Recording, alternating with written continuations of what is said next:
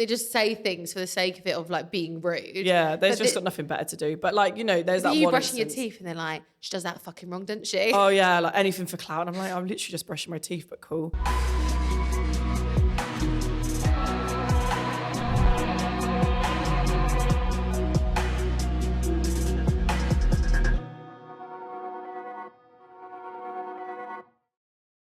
Welcome back to another episode of Managed. I'm really excited to have another one of my clients on. You may know her from Love Island, you may know her for her political work or her activism, or the host of Girls Know Nothing. She's Sharon Gaffka. So we've just celebrated our 2-year anniversary. Well, just over that now. It's like 2.5. No, it's not. Wait, what? Yeah, it's 2.5. Yeah, 3 years in. No, it'd be 2 in. No, I think it's already been 2. I don't think it has. I don't know. It's been a long It's time. 2 years in summer. It's been a lot. It is technically meant to be halfway there. Oh my God. It comes down to, when did you get voted out of Love Island? And that's when we started. Yeah, pretty much like the week after I got voted out of Love Island. Yeah. Quarantine finished and my first day out was with you. It was a good day. But so my whole thing was, we're celebrating our 2-year anniversary. Yeah. It's been a long journey. And I actually love the story of how we first met. Because I think it summarises both of us. Because I actually think, Sharon, with you, people think you're quite a serious person. Yeah. And I think it's something that we've always battled with. But actually, Sharon is one of the least serious people I know. She's very serious when the camera turns on. And Yeah. I think, you have Sharon Gaffka and then you got Shaz. Yeah, and Shaz is pretty much 90% of my personality, but that's just the 10% that people see. I think it's because you speak about very serious topics, so that's why it is that. But let's take it back to the beginning. You went on Love Island. That's how you kind of became known. Fell into your office. Wasn't here either, so No. so you came out, and I remember we messaged you because I really loved you on the show, because I loved how misconceptualized, I guess, you were, because it was the fact that you were a strong woman. And I know that if I went on camera, I would be painted out to be a dick. Because I'm also a very, me and you are very straightforward with each other. We don't really beat around the bush. But we went for, it's supposed to be a working lunch. Like, it was a lunch. A 1 hour meeting. 1 hour meeting is what we penciled in for. What time did we get home? I got home at 4:30 in the morning. I made myself ill. I told my mum, I was like, can you just look after the dog? I'm going to go for a meeting. I'll probably be a couple of hours. I'll be home. And then I didn't get home till the next morning. And it had a very hefty Uber bill for me. Yeah, I had a big hefty one too. I thought, though, I am you're a lot further out than I am. I think my Uber bill was £200, yeah. And mine was 60, okay. Well, It was worth it. It was worth it. it was guys. worth it. We ended up having a heart-to-heart in a black cab. We did, yeah. When we were waiting for my Uber, we had a little cuddle and a cry in the back of the black cab. It's so interesting because I just feel, though, that really summarised our whole working relationship of how we've ended up kind of coming together. You launched your podcast and we did that together. And, we've done so much together. It's been like a lovely experience. I consider you now like a sister as opposed to like a manager. I would say the same. I think that's the difference, though, because I think a lot of people, you hear about people having bad management experiences, but I think that's our difference, is the fact that you've not had one, because I think it's how much you let people into your lives. Yeah, I'm a very open book, like this. With everyone that's in there, I'm probably too open. She also has keys now to the office, like a buzzer to get into her office, which is dangerous, because she does just come in when she wants now. And also, you get ready at our offices, but we don't really even pay attention to you anymore, because it's just that, Sharon's here. Yeah, it's just standard day. Because you're here every week, because you film your podcast here. Yeah, and sometimes when I'm bored or in between stuff, I just come in and waste everyone else's time instead of waste my own doing something else. I know. I'm always like, Molly, come on, do something. We get work done. Do you? Promise, Scouts Honour. Promise, Scouts Honour. Not to get Molly in trouble. Not to get. So you came off the show, and obviously there was a bit like, you said there was nothing off limits. And I did the same thing with Grace when I had Grace on here. We very much spoke about things that you probably wouldn't have spoken about with other people because they wouldn't know the ins and outs. But you had a really tough time when you came out. And I think people did know that anyway. But I think you were very much painted out to be a bit of a bitch, if I'm honest. And knowing you're probably one of the most kind-hearted people I know. Like, you will go above and beyond for people. If you just look back at that experience now and knowing how much you've developed as a woman, what would you kind of say to yourself then? Because I think I remember how you tried to keep it in, but there was a couple of days you really did break down, especially because people are so, it's like when the whole internet turns against you. Yeah, it was a bit of a weird experience because I knew it was going to happen before. So I remember I think it was one of my final interviews. They were like, it can go either way on the show. You could be Britain's sweetheart or you could be the most hated person. And I was like, I know how you'll portray me. And I was like, I will be a villain because I'm educated, I'm well spoken, and I know exactly how I think and how I feel, and I will make that known. And I don't often gel with a lot of men. You'll know that because Neither do I. because of that. And I knew it would happen. So I wouldn't change what I said. I said what I said for a reason. Whether those reasons were shown or not, that's irrelevant at this point. But one thing I always say to people is that if I'm such a horrible person, if I'm such a bitch, then the reaction of the other islanders when I left proves that it's not true. But also, one of the things I remember you telling me was they do show you privately, right? All the press. So Yes. you knew what you were coming out to. Yeah, so I was in a holding villa because we're a couple of days ahead of you guys in terms of what you see and what was been recorded. I didn't know that. So they were having debates about how to get me home before my episode had aired. Also, to bear in mind, this was COVID time too, so Yeah. you had to isolate for 2 weeks when you came out. Yeah. So they were debating about how to get me back to the UK incognito mode. So as in removing all of my luggage so it wasn't bait, making me wear sunglasses, a mask and a cap. And I was like, why don't you just let me stay in Mallorca until it's aired? But I had a meeting with the press team and they tell you everything. Mm-hmm. So any story that's written about you prior to going in, anything that was written about you when you were in there, and if anybody in your life. So you tell them there's a pre-warning, like if you think any exes or friends or whatever are going to come out and sell something on you. So they'll tell you if that's happened. And for me, the biggest one was obviously arguments I had. A particular argument I had sparked a massive debate with everyone that had any form of social media, and it basically the whole of the internet turned against me. And I was getting abuse at any angle, even from people that should technically be cast as allies because I was defending them.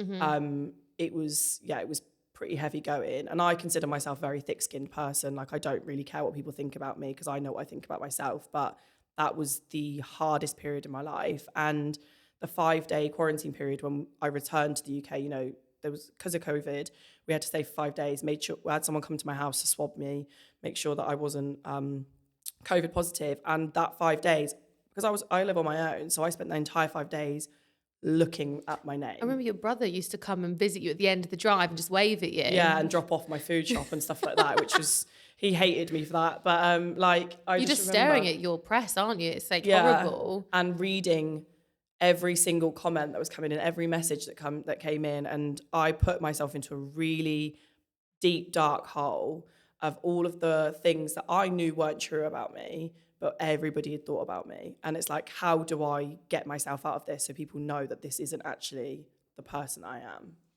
When you went into the villa, obviously I know that you weren't really trying to be on the villa. Like no. It was like, but do you think now you've achieved everything you kind of set out for, even if you didn't mean to? You obviously make a conscious decision to go into a reality show. And I really hate it when people say, oh, I just sort of fell into, but you made a conscious decision to go into that show, even if you didn't think you'd get on.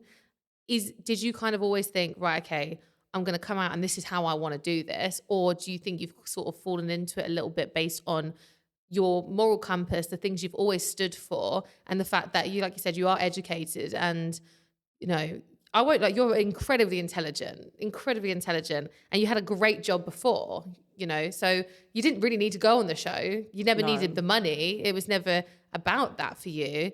I think you've used your voice in such a powerful way, but do you think you've achieved maybe what you set out to do, or do you think this is really like a, thank fuck I did this?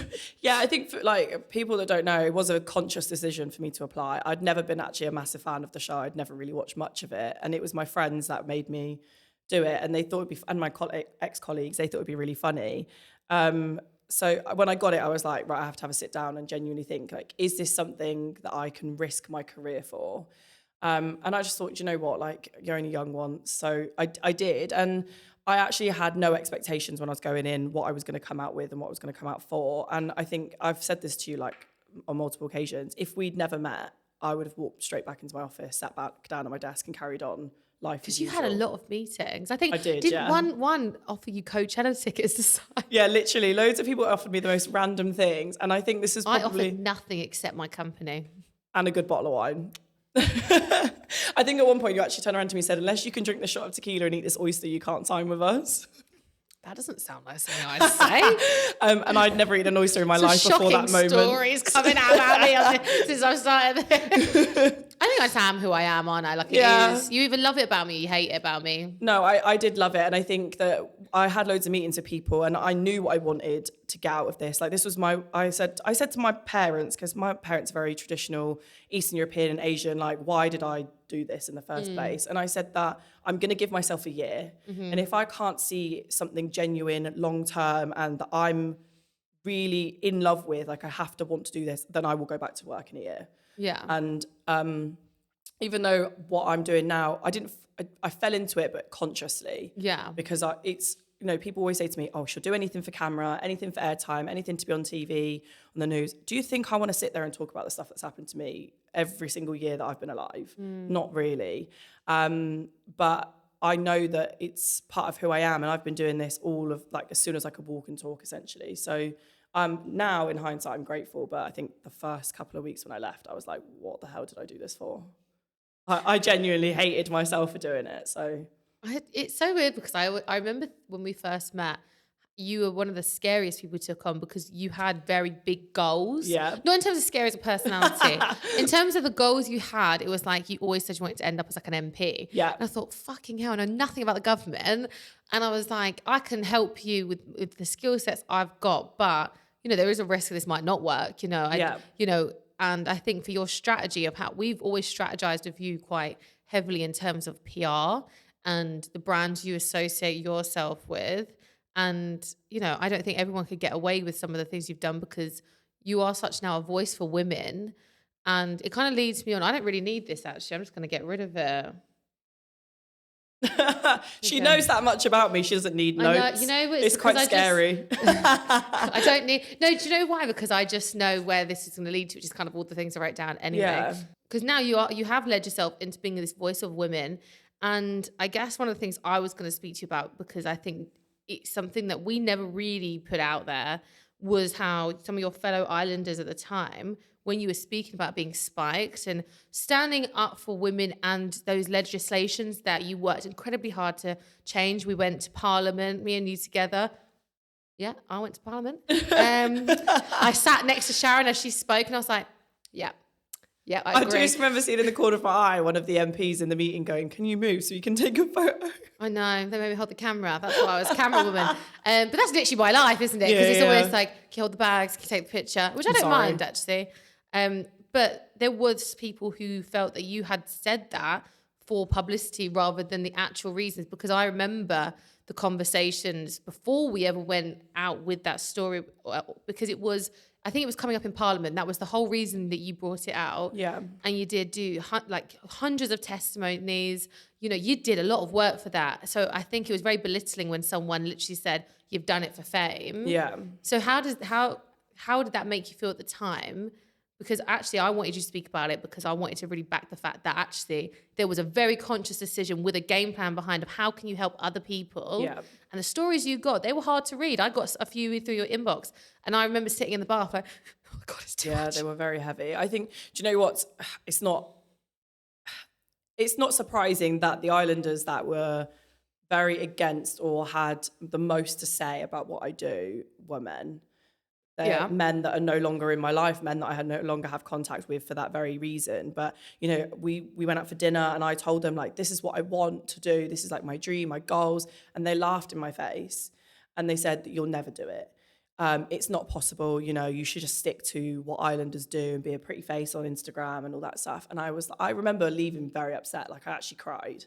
And I don't do that often, you know, I don't. Yeah. So, like, for it to, like, really upset me was, like, a big thing. And I think that, you know, I've always wanted to help. I always wanted to be part of something that was bigger than myself. That's always been my life goal. It doesn't matter how I ended up doing it. And I'd been very, very selective about who knew about my spikings situation, because I found it really embarrassing, really dehumanizing and demoralizing that this had happened to me. And also because I know exactly what the intention of the perpetrator was, what exactly could have happened to me if my friends weren't so proactive at the time. And you've got, I've met all your friends, and they are a great bunch of women. Yeah, And very I think strong women. unless you knew them, maybe also that's why it feels sometimes like where someone might feel that is unbelievable, because it's your friends are doctors, they're lawyers, they're clever women. So it's like they're switched on. It's not like a bunch of drunken young women going like, oh, she's just drunk. You know, that he's very different. So yeah, we found it really. It did anger us when people were like, "Oh, well, you're just young, drunk, irresponsible women." I was like, "Well, you don't find any of them drunk and irresponsible, and you need them in A&E." So it was. I think for us, it was really annoying. But I like a lot of university students were coming out and speaking out about their stories, and I was like, do you know what? If an 18-year-old is brave enough to talk about something that's happened to them and how scared they are, then why shouldn't I be? Actually, it was the needle time. It was the time when people were getting needled. This is why you came out with it. So a lot of needle spiking. Rethink back to a lot has happened since then. Yeah. But yeah, it was during the needle spiking situation, and like all these young women were standing up for each other, and I was like, I just left the villa, and people were so interested in everything I was doing, and I wanted them to be interested in something that was important. And like I was using like basically being under the spotlight at that moment in time for something good. And I'd worked with a lot of local women in universities that were near me. And then it kind of just escalated from there. People were starting to, because they think they knew me, they found it easier to trust me and tell me things they would never tell anyone else. And I was like, well, I can't sit on it and do nothing with this. And I've got the background and the skills and the knowledge to do something with it. But we were out together one time at the peak of all the testimonies, and you actually found me unwell in a bathroom during a dinner. that was because I had a panic attack. It was really bad. It's with me and my friend Rosie. Yeah, and that was actually, God, I forgot about that. That was horrific, and we had to carry you down to your room. We showered you. We put you to bed. The pinnacle of our friendship. Do you want me to remove the showered bit? No, that's fine. My manager showered me. That's fine. The thing is, I think though you were you did have a panic. It was the most intense panic attack I'd ever seen. It was petrifying. Yeah. And it was literally one of those ones. At first, we thought you were joking. Like it was like, so we laughed, and then we were like, oh, no, it went 0 to 100 very quickly, really didn't it? quick, because you were being sick. Like it was a lot, and then no offense to Rosie, she's not the strongest woman in the world, but like it was kind of me just me in dead weight. I'm sorry, I'm very heavy when it comes to dead weight. And we were trying to feed you Doritos. Yeah, I actually haven't eaten a bag of Doritos since that day. It's a shame actually, because they're good for crisps. I remember waking up the next morning wrapped up in loads of towels because you guys were trying to keep me warm, and I had loads of Dorito dust across my mouth. We didn't leave you until you were ready to come off the floor, because you were on the floor for a long time. I was on the floor for a long time. You told us you wanted to sleep on the floor. And then when you finally said you wanted to go to bed, we were like, right, okay. But I think we were there for about 5 hours, because it was really intense. And I think people think panic attack is like a little, like it's not, it can be any form. And I think it's because it was so intense. You were reading hundreds of these emails and letters. You got actually more testimonials than the government and the police force, which, credit to you, because that is absolutely incredible that people trusted you. And if you don't remember correctly, I remember reading one of them, and one was from down the road where I live. Yeah. And in a curry house. And I remember I was like, fuck, it can happen anywhere. And people didn't believe her because she was a woman in her 40s. And it was just a crazy experience. And I couldn't believe it. And I said to you, like, oh God, I feel really disturbed by this. And you were like, I've read hundreds of these. I was like, yeah, I think because I've worked in projects before where you're reading stuff that can be very detrimental to your mental health, and I've seen an impact it can take on members of staff's like well-being, and I really didn't want to put that on anyone else, because I put myself in the position to be on the receiving end of these messages. So I didn't want to, they sent them to me because they trusted me. I didn't want other people to read them, so I personally read every single one. And that's a lot. 1,500 emails or messages with quite graphic content is very, very hard to read. And you wrote a report after that, and then you submitted to government, and that's where we kind of went with that. For anyone who doesn't know, do you want to explain the next stage after that? Because I think it's kind of been revoked slightly now, isn't it? It's very hard at the moment because so I submitted it, and the Home Affairs Select Committee put together a list of recommendations for government. It was basically to be stricter on licensing of venues, and It was also a lot about bouncers because of yeah, bouncers having due diligence and understanding the difference between being spiked and being too drunk, because a lot of bouncers, they would just assume the same and kick you out. yeah. And if you're At the most vulnerable point in your life, it's and not good. spiking affects men and women. You saw that straight-handed. Yeah, and I think so. It was one of there was a list of recommendations, but none of them have really been implemented, and it's kind of like it keeps dipping in and out of the media cycle, and I feel personal pressure because if I don't talk about it, then it does leave the media cycle. Yeah. So to have to be on it 24 hours a day, constantly, with all of the other commitments I've got, and I don't get paid for any of the spiking stuff, regardless of what anyone believes. I've made £0 off of any of this. So I've worked for free on every single thing I've done. I can vouch for this. Yeah, too. because you haven't made any money on anything I either. have not. But you wouldn't want to monetize off someone's suffering. So, but then I do have to make money elsewhere to be able to pay for that. So like having to do all of that, be on it all of the time, and then having to do work that does pay me and pays my bills is very, very hard. So at some points I feel like I'm working enough work for two people. Yeah. So it's intense, but it's coming back to the cycle again. So it's time to gear up and ready for going into battle again. But it's actually interesting, even like when we spoke about it and everyone else, even just conversations, there are so many people we know who've been spiked. I got spiked in New York, which I think I told you about. Yeah. And that was quite scary. And no one knew because I was working there. No one knew me. So but it was my boyfriend who found on Snapchat and had like red lipstick up my face. It was like really young. I was like 21. Yeah. And I was like having heart palpitations. And they're like, "What have you? Like, has someone given you something?" And I was like, "No, I've just drunk." And it was like the craziest experience. And that's why I think I wanted to stand behind you so much, because that was like, I was in a foreign country too, so I was literally petrified. And I was like, fuck. And everyone was like, "She's taken something." I was like, "I don't take things." Like, what? Yeah. No, that's not, So, and then even my friends, they've told me about times, or one of my friends' mums was spiked only recently. One of my friends was spiked. And you think, actually, the reason that we need someone like you speaking so frankly is because women are vulnerable in these clubs. And unfortunately, some people just find it fucking funny. They do, yeah. Rather than they have a motive. They just think it's funny. And it's literally not. Even like casually, people go like, "Oh, if you're not gonna have fun, I'll spike your drink." Like, that's not a funny joke. I've heard people say that, literally, and I think you've heard people say it like this: "Say nothing. Say nothing." Yeah, literally. I think people think like, "Oh, if you're not going to drink, then I'll put drink in your drink for you." Yeah, that's kind of what I meant by the way. Not anything further. But or lads as jokes, putting it into other lads' drinks of like, oh, you hear about that? Viagra and all sorts of things, and you don't know that person's health. You could put them in really I didn't know Viagra can give you a heart attack. Do lots of things to you. So you don't know someone's health conditions. Just better to don't do it. But obviously, there's lots of different reasons as to why people act so stupidly. I think you're doing incredible, and I think you keep going with that, and I'll help you always.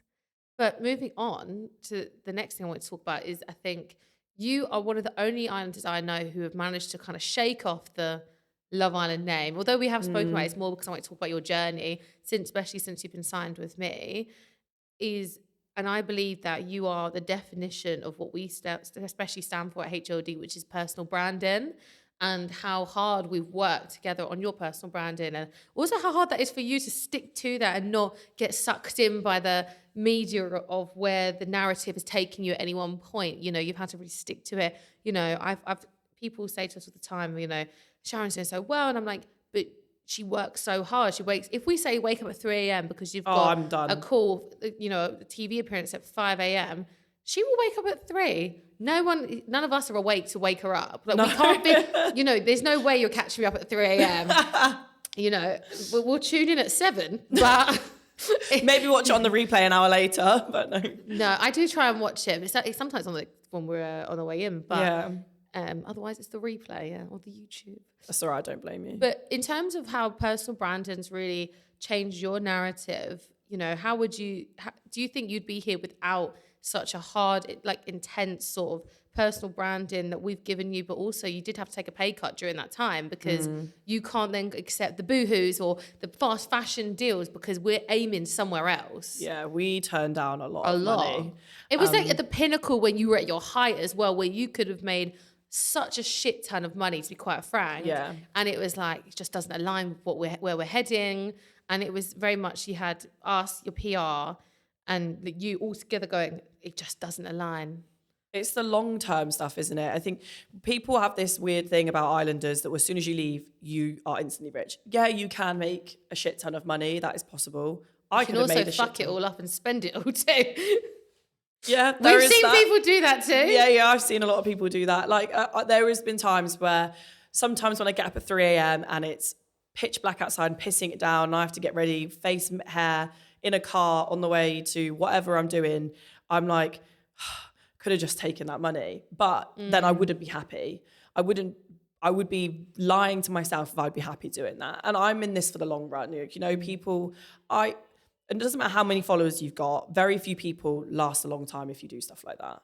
But I also think it is down to, you know, the way your team and the way you are strategized. And I do think a lot of people come out of the villa, and I don't disrespect in terms of like, I don't not respect people. They just want to go out, make a shit ton and go back to their normal jobs. No. Like I honestly think, you know, get that. That's smart. I also really respect some of the Islanders who have saved all their money, lived with their parents the whole time, and now they've bought a few houses and they're building a longer term business. I think there isn't a correct way of doing it. But the one thing I don't like, and this kind of leads on to the next thing, is people who actively slag people off or try and destroy people's careers. And you've had it one time. I'm not going to go into it too much. But the fact is that I was with you at the time, and it affects people. And I think people really need to understand that council culture and anything else, it can really destroy people.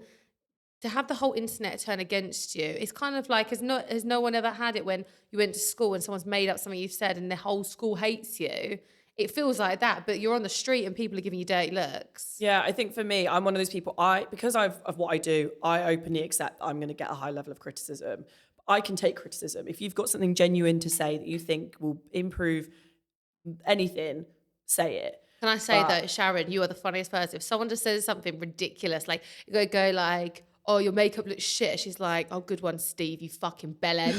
And I think that's like how you deal with that, because I think that's important. Yeah. I don't think if you can't make fun of the absolute ridiculous comments, you will self-destruct in a hot second. The ones that like you take seriously are definitely the ones that are, you can kind of see why, because it's like they are a bit hurtful because it's to do with the bigger cause. Yeah. But in terms of like the ridiculous ones, the silly ones. we send them in like to each other, don't we? We're just like, well, that was useful. Cheers, mate. Don't think that shade of pink suits me. Good one. Cheers, My close friend's story on Instagram is literally me making weird comments about some of the ridiculous trolling men on TikTok. Yeah.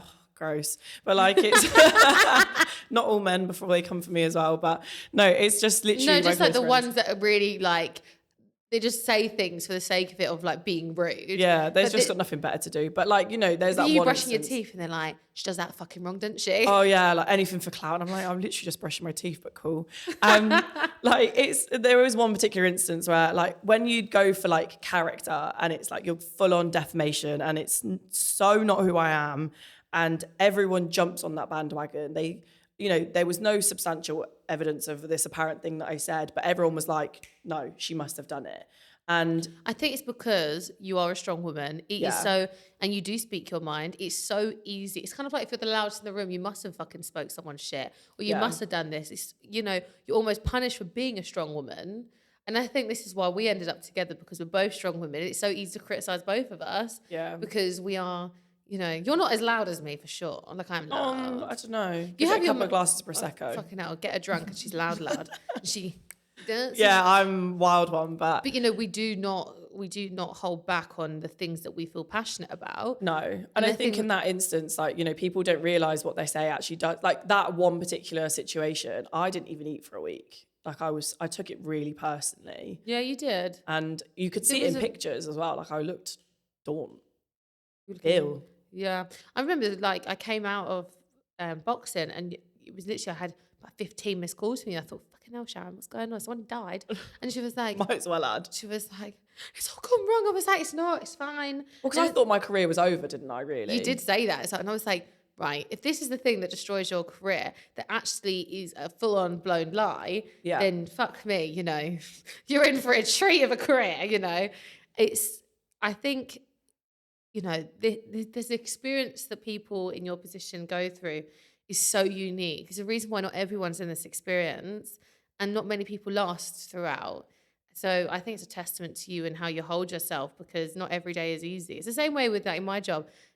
I have literally had breakdowns to you and been like, I'm so stressed. I just don't even know where to begin.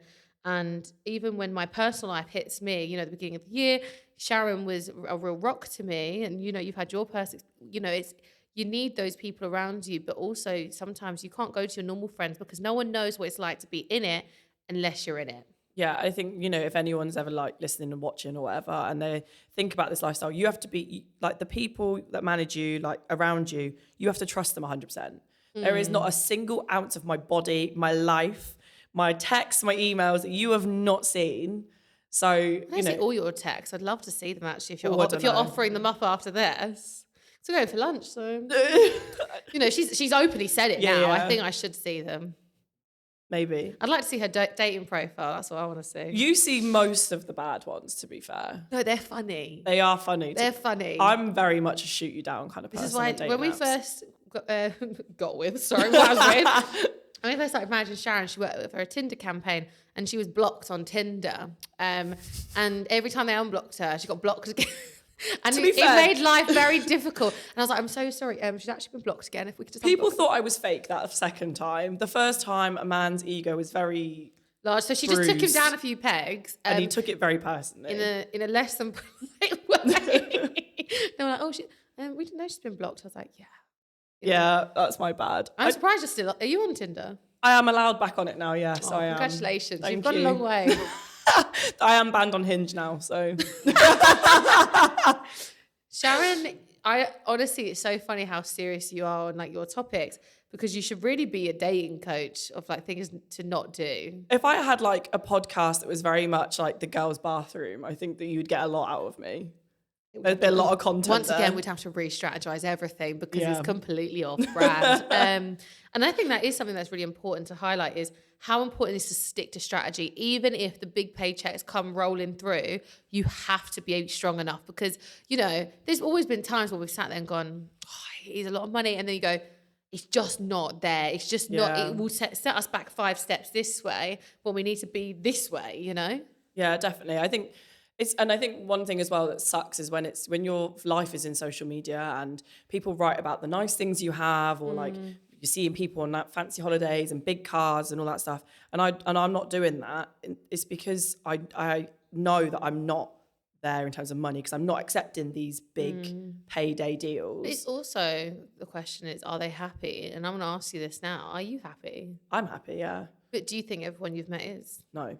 100%. I think that's an important question. People don't ask enough. Are you happy though?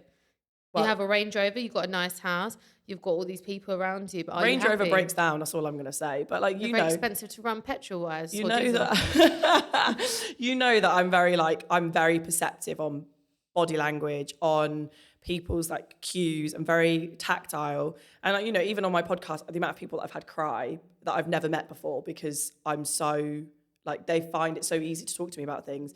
I know when someone's not happy, and I know why they're not happy straight away within like 5 minutes of having a conversation with them. And like the amount of people that I've seen through this industry that are genuinely 100% not happy because they've done something that they think fits what social media or people on the internet thinks is what they should be doing is ridiculous. Like, majority of the industry would not be here if people were a bit more honest with themselves. True. I just spoke about the podcast. How, in terms of your podcast, would you argue it's one of the proudest things you've done? I would say so, yeah. I think, you know, the podcast is one of those things where it's, you know, I'm looking at other people and I'm like, oh, their podcast is started later than mine and is bigger than mine, but, you know. Yours is more niche though, because it is a niche. And I think long term that will pay off. Yeah, and it's like it's like with the brand thing, like I've looked at times where I've been really upset because things haven't gone the right way, but I know that, you know, a year ago I was upset because things weren't going the right way. but then they ended up working out. So I had to remember that exact moment when I was like, yeah, it did work out. I think it's not because that. you want to interview people that people don't usually interview. It's always going to be harder. Yeah, or see a different side to certain people. Yeah. Because, you know, I've had lots of big figures and on the sofa, and they're always talking about their sex life or, you know, all of that stuff. And I don't want to talk, I mean, I do if you're going to go to the pub with me, but not on the sofa. Do you know what I mean? So like, and I think a lot of people get more scared about What's talking funny about. is the sofa's just here. Yeah, I'm looking at my sofa right now, but Looking at the sofa. it's like people, I think also guests get a bit more scared because they know that I'm going to tap into bits that they're not as comfortable or used to talking about. Yeah, whereas like, you know, when I spoke to you about doing this, I always made it really clear that mine was very different. Yeah. You know, because I am openly just quite eccentric anyway. I want to talk about people about business in a different side, you know, and that's why I really wanted you on here, because I think I'm so proud of the things you've achieved with us. And the fact, I love a lot of our clients, I think you'd argue the same. They're one person on camera, one person off camera. Oh, 100%. And I love that. I love that I get to see both sides. But I think, you know, can I tell you the things I'm most proud of that you've achieved? Oh, go on. Fill my ego. Go on. You were the face of NHS cervical smear campaign. That was a big one. And it's not like that. A lot of the things I'm most proud of you about, you haven't been paid for, to be fair. And I think that's like a real testament as well, because, you know, you're raising awareness.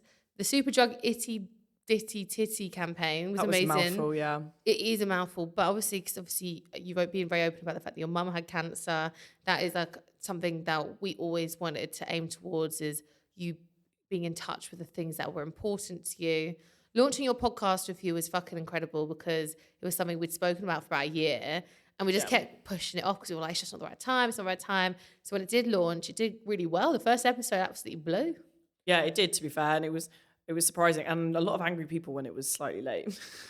Oh my God, I know. When it was slightly late, I was like, but also, don't hate we're me. the first to open up about like that we've made mistakes along the way, even with launching the podcast. Like we've made mistakes along the way, but we don't pretend to be perfect. No. And I really hate when people pretend to be perfect, because it's like you're learning a new kind of format. So you have to, you know, embrace those things.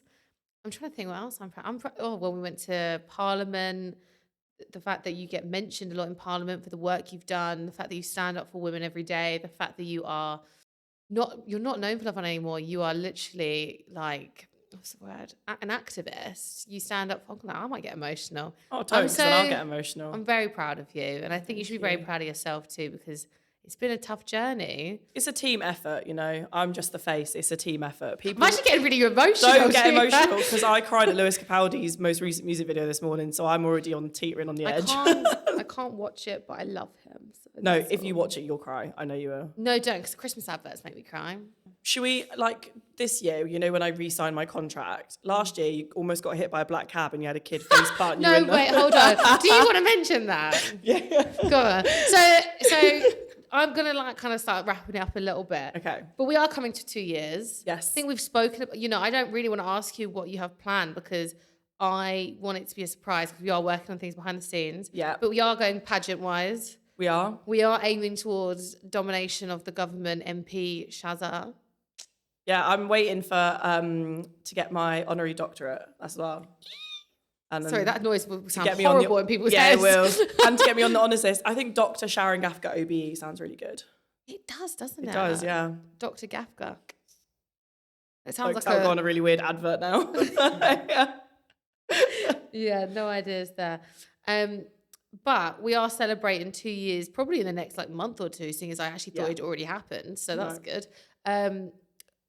What you just mentioned before, what happened last? So we celebrated 1 year. We did. And we went, I took you on a bus cruise around London. I thought it was a nice restaurant. Oh my God, it was the weirdest experience ever. It was like the work, like honestly, it was funny, but I thought it was a really lovely restaurant. It had amazing reviews. It was a foodie bus tour around London. I was in the middle of a protest outside Parliament Square, and then you were in a business meeting. You were like, should we go for dinner? I was like, yeah, sure. Let's meet halfway. I got there first, and I was like, Hannah, you know it's a double-decker bus. The double bloody decker bus. And we were doing a tour of London with all of these tourists who didn't appreciate that we were so British. Open Table did not specify it was a bloody bus, and it moved and it went all around London. And to be fair, it was really funny, but they hate us because we were so loud and We were just British. we just wanted to get drunk, which is what the Brits do anyway. Yeah. Oh, I don't either, to be fair. no, neither do we. Oh, I like that moment. Thank you. Thank you, Siri. Sorry, and then we also went like a team lunch, like dinner, to sort of celebrate. And it's a story that Sharon loves to share with everyone. So if you'd like, It's the best story ever. Hannah turned around to me and was very annoyed that I hadn't re-signed for my second year. no, she had to sign the contract. We were celebrating. She put it all over Instagram. I was like, but can you just like email me? And it was like, Confirmation. and then I made her redo it because it was like, can I stay with you forever? XOXO. This I is was legally drunk. binding. It's not a thing. That's not how this works. I was drunk and I sent a Hannah saying, "You're stuck with me forever, you sexy bitch, XOXO." You responded with a really professional email being like, "Please, can you resend this as it needs to be legally binding?" And then you had a kid. It probably is still, but Yeah, sure. I mean, I've said it on camera now. So, but then a kid on a scooter charged at you and face planted you in the crotch. And then I went down as well like a man. I went, oh, yeah, it was like a big headbutt. Yeah, the kid was moving fell fast. off the curb after and almost got hit by a black cab. Yeah, because I'm also scared of pigeons, so I screamed a little bit. There was a weird pigeon like coming towards me. Hannah went into the road, almost got run over by a black cab, and yeah, we're still here a year later. That's my Tell the tale, but my re-signing party.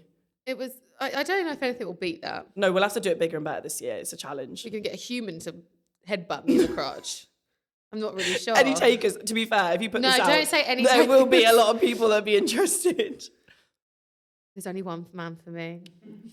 Anyway, apart from that, it's supposed to be a very serious business podcast. We wrap everything up with the same sort of question, similar to how you do it on yours, shockingly enough. Surprise, surprise. But if you were to manage a part of your life differently, how would you do that?